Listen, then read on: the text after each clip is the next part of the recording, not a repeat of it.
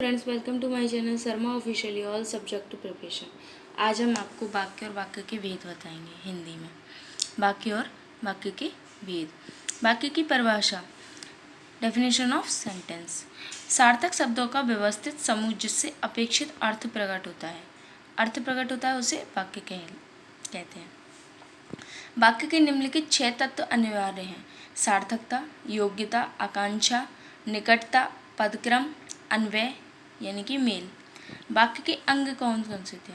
उद्देश्य, पहला है उद्देश्य, जिसके बारे में कुछ बताया जाता है उसे उद्देश्य कहते हैं। जैसे अनुराग खेलता है, इसके बारे में बताया जा रहा है यहाँ पे अनुराग के बारे में। सचिन दौड़ता है। अब दूसरा देखिए विधेय। दूसरा होता है वाक्य का अंग विधेय। तो वाक्य में उद्देश्य के बारे में जो कुछ कहा जाता है उसे विधेय कहते हैं। अनुराग खेलता है, तो यहाँ पे खेलता है क्या हो जाएगा? विधेय हो जाएगा। दूसरे शब्दों में वाक्य के कर्ता को अलग करने के बाद वाक्य में जो कुछ भी शेष रह जाता है वह विधेय कहलाता है। अब वाक्य के भेद देख लीजिए। पहला है अर्थ के आधार पर। इसके आधार पर 8 भेद होते हैं। कितने? 8। पहला है विधानवाचक। जिन वाक्यों में क्रिया के करने या होने की सूचना मिले विधानवाचक वाक्य कहलाता है। जैसे मैंने दूध पिया, वर्षा हो रही है। तो इन वाक्यों में क्रिया के करने की और होने की सूचना मिल रही है कि क्या क्या किया। मैंने दूध पिया और वर्षा हो रही है। दूसरा देखिए निषेधवाचक। कार्य न होने का भाव प्रकट होना। यहाँ पे कार्य न होने का भाव प्रकट होता है। जैसे मैंने खाना नहीं खाया, तो उसने नहीं खाया, वो अपने भाव प्रकट कर रहा है। तीसरा देखिए आज्ञावाचक। आज्ञा, प्रार्थना, उपदेश आदि का बोध होना। इसमें होता है बाजार जाकर फल ले आओ, बड़ों का सम्मान करो। ये आज्ञा, प्रार्थना, उपदेश दिया जाता है, यहाँ पे वो आज्ञावाचक होता है। चौथा है प्रश्नवाचक। प्रश्न को पूछना, सीता तुम कहाँ से आ रही हो, या तुम कहाँ जा रहे हो, ये सब। ठीक है। पांचवा है इच्छावाचक। यहाँ इच्छा, आशीष, शुभकामना आदि का बोध होना है। यहाँ पे तुम्हारा कल्याण हो, ये अपनी इच्छा व्यक्त कर रहे हैं, वो शुभकामनाएं दे रहे हैं, आशीष दे रहे हैं। ठीक है। संदेहवाचक देखिए छठा, संदेह और संभावना। जहाँ पे संभावना रहती है, शायद शाम को वर्षा हो जाए, कोई पक्का तो नहीं है, केवल अनुमान लगाया जा रहा है, यह संदेह किया जा रहा है। सातवां देखिए विस्मयवाचक। आश्चर्य, घृणा, क्रोध, शोक आदि भावों की अभिव्यक्ति होना। वाह कितना सुंदर दृश्य है, ये अपने मन से निकल रही है। विस्मयवाचक हो रहा है। ठीक है वाक्य। अब देखिए आठवां है संकेतवाचक। जिन वाक्यों से संकेत का बोध हो, यानी एक क्रिया का होना दूसरी क्रिया पर निर्भर हो। यदि परिश्रम करोगे तो अवश्य सफल बनोगे,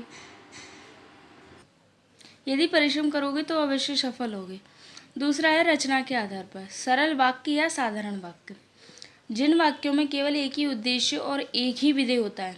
केवल क्या? एक ही उद्देश्य होता है और एक ही विधेय होता है। विधेय यानी कि क्रिया और उद्देश्य यानी कि किसी का नाम, जिसके जो काम कर रहा है, सरल वाक्य कहलाता है। एवं इसमें एक ही समापिका क्रिया, जैसे कि करता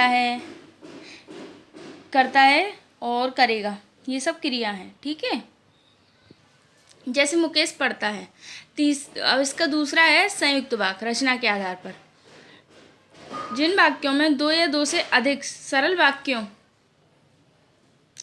को, वाक्य योजकों और एवं, तथा, या, अथवा, इसलिए, अथा, फिर भी, तो, नहीं तो, लेकिन, पर आदि से जुड़े हों संयुक्त वाक्य कहलाते हैं। जैसे कि कोई भी वाक्य है, प्रिय बोलो पर सत्य असत्य नहीं। प्रिय बोलो पर असत्य नहीं, मतलब मीठा बोलो पर झूठ नहीं। ठीक है।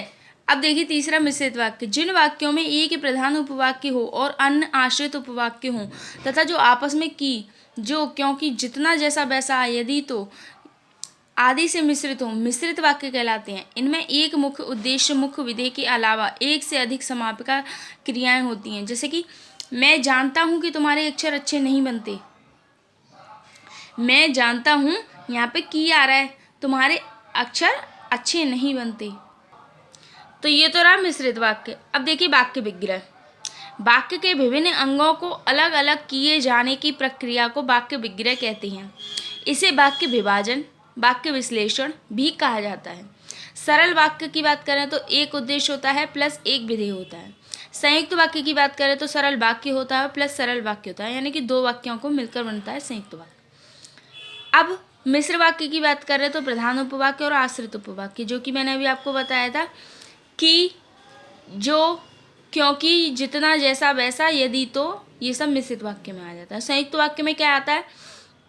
संयुक्त वाक्य में आता है अतः, और, एवं, तथा, या, अथवा, इसलिए, अतः, फिर भी, तो, नहीं तो, लेकिन, पर, आदि, ये सब संयुक्त वाक्य रहते हैं। ठीक है, तो वाक्यों के लिए इतना ही। आपने पूरी वीडियो देखी होगी, उसके लिए थैंक्स। आप कोई भी टॉपिक बता सकते हैं, मैं आपको ज़रूर प्रोवाइड कराऊंगी। Please subscribe my channel, share this video, comment this video, like this video. Thank you.